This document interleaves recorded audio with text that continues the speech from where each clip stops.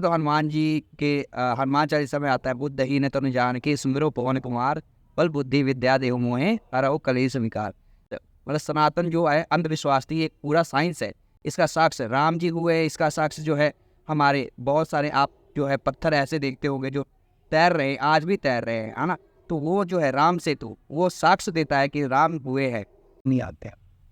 आपने दुर्गा स्तुति पढ़ी होगी, इसमें लिखा कि हमारी जोगनियाँ बनेगी हमारी जो कर्मों का भुगतान कर। जी, ये दुर्गा सप्तशती दुर्गा शक्ति में डेढ़ लाइन है। और देवी कभी नहीं आती, उनकी जोगनियाँ हैं जो सभी के सिर पर आती हैं, उनका नाम लेकर कार्य करती।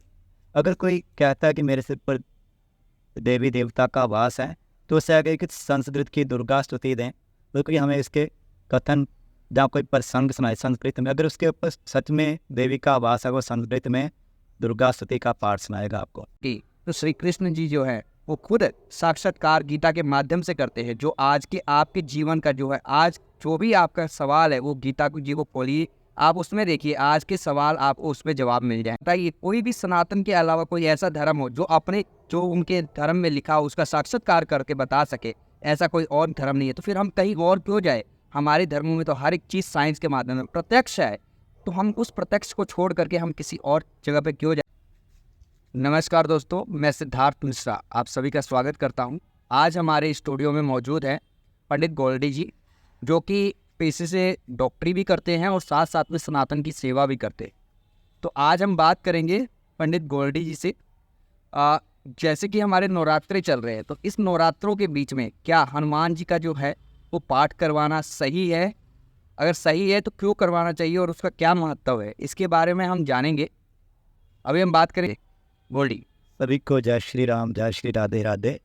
मैं सभी से प्रार्थना करता हूँ, मैं सनातन के प्रति सदा उजागर रहता है। जो मेरा जीवन है एक लोगों को उजागर कर, और पेशे से जो मेरा कार्य डॉक्टर भी है, ताकि मैं जो मुझे सनातन की तरफ से जो मुझे धन के रूप में जो दक्षिणा मिलती है, मैं उसको सनातन के प्रति धन को भी लगा।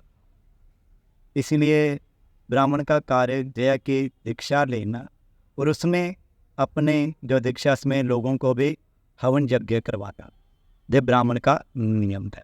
इसलिए हम इसके माध्यम से ब्राह्मण का यज्ञ अनुष्ठान करवाने के लिए अपने जो से दीक्षा मिलती इसमें करवाएं। इसको श्रम का ज्ञान होना और लोगों को ज्ञान देना। अगर किसी के पास दक्षिणा नहीं भी है, तभी भी ब्राह्मण अपनी ओर से लगाकर लोगों को सनातन की तरफ ले जा सकते। ठीक बोल रही है। मतलब आपके कहने का तात्पर्य ये है कि आप जो है सनातन की सेवा के लिए, जिसके पास पैसे ना भी हो उसकी भी आप सेवा जो है सनातन का जो है कार्य हवन पाठ आप कर देते हो। बहुत बढ़िया। तो जो है पंडित जी, आप ये भी बताइए मेरे को, जैसे मैंने सवाल किया कि हनुमान जी का पाठ जो है नवरात्रों में करवाना चाहिए, वो क्या सही है या नहीं? अगर सही है तो क्यों? क्योंकि जैसे हमारे जो लोग कलयुग में ना, जो देवी देवता कहते हैं कि हमारे में हनुमान जी का प्रवेश हो गया, या देवी का प्रवेश हो गया। देवी देवता कभी किसी के सिर पर नहीं आते हैं। आपने दुर्गा स्तुति पढ़ी होगी, इसमें लिखा कि हमारी जोगनियाँ बनेगी हमारी जो कर्मों का भुगतान कर। जी, ये दुर्गा सप्तशती दुर्गा शक्ति में डेढ़ लाइन है। और देवी कभी नहीं आती, उनकी जोगनियाँ हैं जो सभी के सिर पर आती हैं, उनका नाम लेकर कार्य करती। अगर कोई कहता है कि मेरे सिर पर देवी देवता का वास है, तो उससे आगे कि संस्कृत की दुर्गा स्तुति दें, बिल्कुल हमें इसके कथन जहाँ कोई प्रसंग सुनाए संस्कृत में, अगर उसके ऊपर सच में देवी का वास है, वो संस्कृत में दुर्गा स्तुति का पाठ सुनाएगा आपको। जी। और इसलिए रोटी का रोजगार बनाया गया। हमारे सनातन को देर लोग बदनाम करते हैं। और ध्यानो बगे जी हुए, श्रीधर जी हुए, जिनको महारानी ने आकर साक्षात दर्शन दिए। उन्होंने तो नहीं कभी सिर को ऐसे चौंकी दी, उन्होंने तो महारानी ने आकर कई बार दर्शन दिए ध्यान श्रीधर को। अभी वैष्णो देवी में उनका परिवार उनकी सेवा कराए। चिंतपूर्णी मैया में जिनको मतीदार हुए, जिनको महारानी आकर साक्षात दर्शन, उनका परिवार सेवा कराए। तो ये सब एक हमारे बैम्बर। और हनुमान जी को भी इसलिए हम कहते हैं कि नवरात्रों में कि जो जो दुर्ज्ञाना तीर्थ धाम जी, जब युद्ध हुआ तो जहाँ पर लव कुश ने उनको बांधा था दुर्ज्ञाना तीर्थ धाम में जी। इसी कारण जो वहाँ पे जो कार्य चलता है कल लंगूर बनाने का, हर एक की मनोकामना पूरी होती है, क्योंकि हनुमान जी ने को लव कुश ने उस वृक्ष से बांधा और आप उत्तर की प्राप्ति का मनोकामना पूर्ण हो सके। इसलिए लंगूर मेला वहाँ पे प्राचीन मंदिर हनुमान जी का आज भी आपको वहाँ पे मिलेगा कि वो बैठे हुए हैं वहाँ पे, और दूर दूर से आदमी किसी घर में संतान रही। हाँ, दूसरा कारण जो है कि जो हनुमान बनते हैं आजकल के समय में, कहते हैं कि हनुमान में महाबली हो गए। लेकिन उन्होंने क्या किया, पैसे का रोजगार बना दिया कि जब बाली और हनुमान जी का युद्ध हुआ था तो हनुमान जी को क्या कहा था, ब्रह्मा के पुत्र बाली और हनुमान जी रुद्र अवतार, कहते कि आप चीची के नाखून का बल लेकर उनके पास जाना है, पूरा बल लेकर नहीं जाना है। जी जैसे ही हनुमान जी के नाखून का बल लेकर गए और दूर से बाली कितनी दूर जाकर गिरा, उनके बल को नहीं सहार सका, इतने बल को भी। तो ये कहते हनुमान जी हमने साक्षात आ गए, बाली नहीं सहार सका तो जो कैसे उनको कहते कि हमें आ गए, ये तो शरीर फट जाएगा उनका। लेकिन क्या है कि हमारे लोगों को किसी ने पैसा इकट्ठा करना है ना, तो वो ऐसे कहते कि हमारे शरीर में देवता का वास है, हनुमान जी का वास है, तो दुनिया जाननी शुरू हो जाए। हम लोग ही इनको इसके पखंड से याद कराते हैं, इनके पास चलते। अगर आप सीधे मनोकामना करें वो तो आपकी पूरी करेंगे। और लंगूर बनना सभ्या में लिखा है, हनुमान जी का स्वरूप धारण करना नहीं सभ्या में लिखा है, ना ही देवी देवता का स्वरूप लिखा है। क्योंकि देवी देवता कहाँ से है, यज्ञ से, जग से उनकी उत्पत्ति हुई है, जी फिर पर नहीं आई किसी के। पर आपने जैसा उनको माना उसी रूप में उन्हें दर्शन दिए। इसलिए हम उनको सच्चे मन की प्रार्थना करनी चाहिए, उनका आह्वान सिरों पर नहीं आता है। जैसे पंडित जी आपने आज जो है मेरे को बताया कि आप सुंदरकांड करवाया आज आपने, तो सुंदरकांड का एक महत्व मेरे को बता दीजिए जिससे लोगों को भी मेरे जरिए जो है पता लग सके कि सुंदरकांड करवाने का क्या महत्व है। और दूसरा है कि जैसे कि स्पष्ट ही है, सभी को पता भी है कि हनुमान जी जो हैं कलयुग के देवता हैं, तो जब भी हम कोई शुभ कार्य करवाएं तो उसमें हनुमान जी को जरूर ध्यान चाहिए। और माता जी के जो है वो परम सेवक हनुमान जी रहे हैं। तो हनुमान जी जैसे कि सनातन में जब देवियों की पूजा होती है तो 9वें दिन तो लोग जो है देवियों के साथ में जो है भैरवनाथ के रूप में भैरव जी के एक लड़के को खिलाते हैं, और साथ में हनुमान जी के रूप में जो है एक लड़के को, 2 लड़कों को, और 9 देवियों के रूप में 9 जो है कन्याओं को जो है वो भोजन करवाते हैं। तो ये तो स्पष्ट होता है कि जब कलयुग में जो है अगर हम किसी भी चीज़ को सिद्ध करना चाहते हैं या फिर किसी चीज़ से को हम प्राप्त करना चाहते हैं तो हनुमान जी को ध्यान जरूरी है। तो आज हमारे इस चैनल के माध्यम से लोगों को बताइए कि नवरात्रों में जो है हनुमान जी की पूजा क्यों करनी चाहिए, और स्पेशली सुंदरकांड करवाने से क्या क्या लाभ होते हैं, उसके बारे में थोड़ा स्पष्ट कर दीजिए। नवरात्रों में हनुमान जी का कैसा है कि आपने जैसे आप वैष्णो देवी के मंदिर में जाते हैं ना, तो वहाँ पर बाली हनुमान जी का और भैरव जी का युद्ध हुआ काफी। जी जी जी जी। तो हनुमान जी को जब बाली को तो माता जी ने वरदान दिया था, उन्होंने माता जी के हाथ से इनकी मृत्यु होने की, हनुमान जी के नाम से, पर हनुमान जी ने उनको मृत्यु की घाट नहीं उतारा जी। और इसी कारण हनुमान जी ने वो युद्ध में परास्त कर गए। और आज भी वहाँ पर बाण गंगा है, जहाँ पर माता जी ने अपने बालों को धोया, बाण गंगा बन गया वहाँ पर बाण से। जी हाँ, वैसे मैंने इस जल को पिया उन्होंने। जी जी जी कहानी ये सुनी कि हनुमान जी को प्यास लगी थी, तो वो फिर माता जी से कहते हैं कि मेरे को प्यास लगी और यहाँ पे पानी तो है ही नहीं, तो फिर माता ने जो है बाण मारकर वो जल दिया था। और भैरव जी को जो है हनुमान जी ने तब तक जो है उलझा कर रखा जब तक माता जो है अपना सिद्धि से जो वो अपना जो कर रही थी, तब कर रही थी, उससे जब वो बाहर नहीं है तब तक वो हनुमान जी ने जो है इनको युद्ध में जो है बांध कर रखा था। तो उसके बाद जो है माता जी ने जो है भैरव जी का उद्धार किया, और फिर आखिर में जाके भैरव जी को जो है साक्षात्कार हुआ कि जो है माता से फिर वो कहते कि मेरे पापों का जो है क्षमा कर दो। फिर माता ने उनको वर दिया कि जहाँ पे मेरी पूजा होगी वहाँ पे तेरे को भी ध्याया जाएगा, और मेरी पूजा तभी सफल होगी जब तेरे को लोग ध्याएंगे। बिल्कुल ये। तो अभी जो है हम बात कर रहे थे अपने सुंदरकांड की, तो सुंदरकांड का जो है महत्व बता दीजिए कि घर में अगर हम सुंदरकांड करवाते हैं तो उस सुंदरकांड करवाने से हमारे घर का वातावरण में क्या प्रभाव पड़ता है, या फिर सुंदरकांड करवाने से एक इंसान को क्या लाभ, या फिर क्यों करवाना चाहिए। सुंदर का कांड का पाठ करवाया जाता है कि जहाँ पर भूत प्रेत जादू टोने का असर हो, किसके घर में पैसे की बर्बादी होती है। इसलिए इसको करने से रामायण में भी बताया कि राम नाम मद मंगलकारी विघ्न हरे सब पातकहारी, जिसका नाम लेने से जन्म जन्म के पाप कट जाते हैं।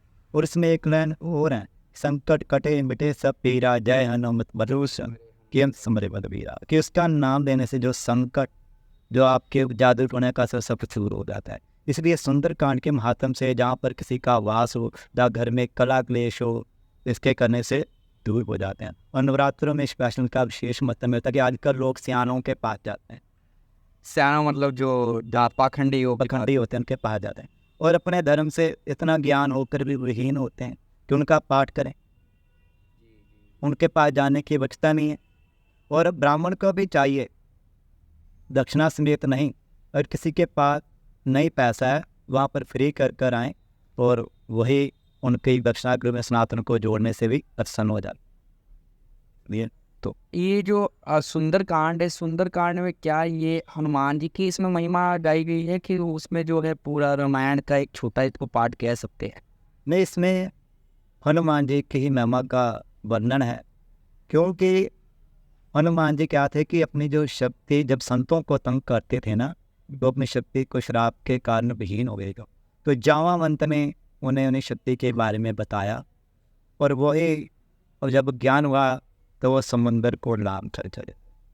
इसलिए विशेष महत्व इसमें हनुमान जी की रक्षा है। लेकिन राम कि जहाँ पर राम जी का नाम आज और कृपा हो जाए, क्योंकि उनके वो दूत हैं, उनके भक्त हैं, उनको उनके पुत्र का वर भी मिला हुआ है, और पुत्र के रूप में जैसे लक्ष्मण और जैसे हनुमान जी पे, इसीलिए उनका पाठ करने से समस्त, जहाँ पर हनुमान जी का सत्संग होता है, पाठ होता है, वहाँ पर प्रभु श्री रामचंद्र जी अवश्य आते हैं।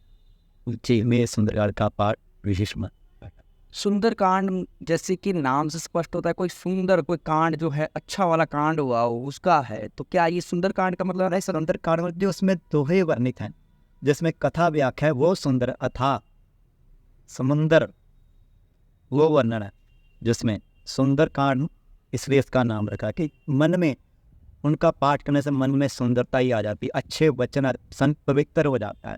इसलिए उसका कांड था कि जो कुछ लिखा गया, जो समय हुआ, हनुमान जी ने जैसे लंकनी को रोका, जी, उसके मुंह में गए, फिर बाहर आए त्रिजटा के साथ, जहाँ लंकनी के सन का युद्ध हुआ, जिसमें वर्णन इसकी है। जहाँ तक मैं समझ पा रहा हूँ सुंदरकांड मतलब कि जहाँ जहाँ पे हनुमान जी ने राम का काज किया है वो सुंदरकांड के अंदर विलीन है ना? तो वो उससे जो है राम के पास और हनुमान जी और करीब आते गए, जितना जो है राम का काज किया वो करीब आते गए, तो इसलिए उस चीज़ का नाम पड़ा सुंदरकांड। तो सुंदरकांड अगर एक आम इंसान ने किसी ब्राह्मण से नहीं स्वयं करना हो तो उसका क्या विधि होगा, थोड़ा आप उसके बारे में बताओ।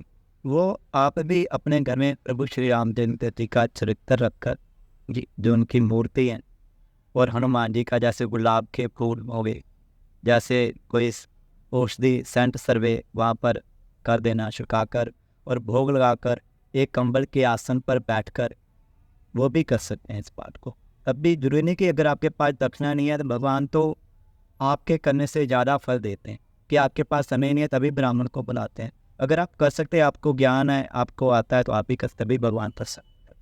अपने द्वारा भी ये पाठ घर में किया जा सकता है। लेकिन क्या है कि इसकी विधि के निराहार रहकर, मन को पवित्र कर कर, आसन लगाकर फिर इसका पाठ करें। उस दिन कंदमूल फल खाएं और भी आपको प्राप्ति होगी। और जब ये पाठ करते हैं तब हमें, जैसे किसी के घर में मृत्यु हुई हो, जहाँ किसी का पुत्र है, वहाँ पर नहीं जाना चाहिए, ये नियम का पालन करना चाहिए, तब भी ये पाठ हमारे सभी कष्ट दूर कर।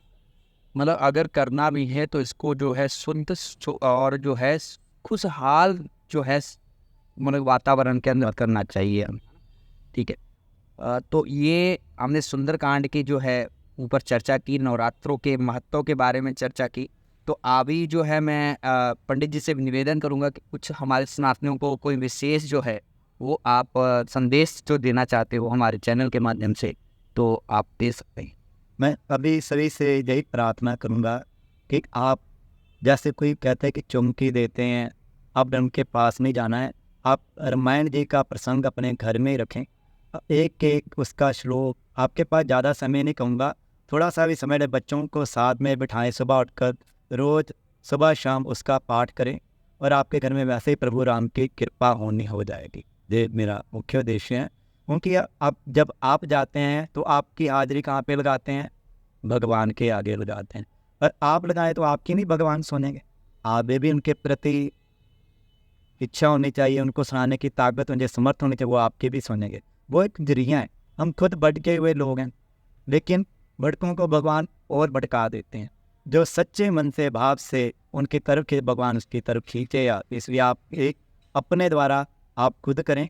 और आप जैसे हमारा जो सनातन धर्म है क्रिश्चियन धर्म की जा रहा है, जहाँ और धर्म की जाता है कि हम आपके जैसे देश छुड़वा दें, आपके लिए प्रेयर करेंगे। तो हमारा भी राजस्थान में बालासर जी का धाम है, वहाँ पर भूत प्रेतों को किया जाता है। आप वहाँ पे क्यों नहीं जाते हैं? क्या आपको विश्वास नहीं अपने सनातन के प्रति? हम जब हमारे में देवी देवता में इतना प्रभाव है, हमें उनके प्रति श्रद्धा रखें, तभी सनातन उजागर होगा। हमें इसी प्रकार अपने कष्टों का भी निवारण किया जा सकता। लास्ट में पंडित जी ने जो है सनातन वालों को एक उपदेश दिया, एक संदेश दिया कि हम अपने धर्म को छोड़कर किसी और धर्म में जा रहे हैं। तो इसके ऊपर चंद लाइनें मैं भी बोलना चाहूँगा। वैसे तो हनुमान जी के हनुमान चालीसा में आता है, बुद्धहीन तनु जानकी सुमिरो पवन कुमार बल बुद्धि विद्या देहु मोहे हरहु कलेश विकार।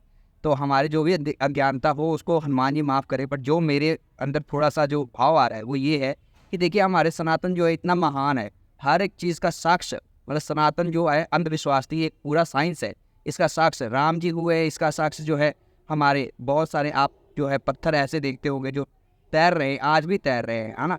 तो वो जो है राम सेतु, वो साक्ष्य देता है कि राम हुए हैं।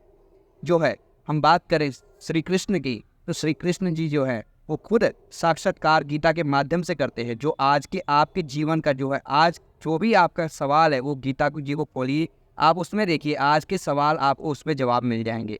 तो ये साक्षात्कार है। आप ज्वाला जी में जाइए, जोत जल रही है, पता कीजिए, साइंस को लेकर आइए वो कहाँ से चल रही है, साक्षात्कार है हमारे धर्म का।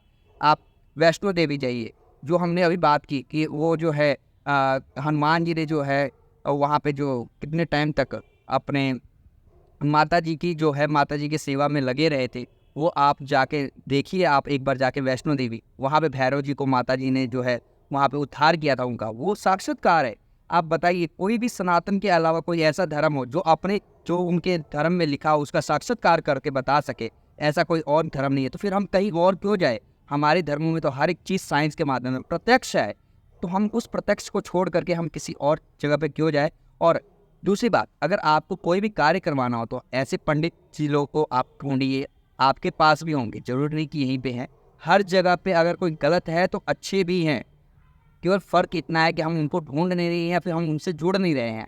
तो हम किसी धर्म में जाने से पहले अपने धर्म को एक बार समझ लें, और उसके बाद अगर हमारा आत्मा कहता है कि हमारा धर्म सही नहीं है, फिर आप बदलिए। फिर हमें भी आपसे कोई शोक नहीं है, कोई गिला शिकवा नहीं है, आप जा सकते हो। पर अगर आप जब तक अपने धर्म को नहीं समझते हो और उसके बाद जाते हो तो बहुत गलत लगता है। तो सत्य सनातन को समझिए, जुड़िए और जुड़े रहिए, लोगों को भी जोड़िए। इतना कहते हुए अपने वाक्य को मैं विराम देता हूँ। जय श्री राम। धन्यवाद।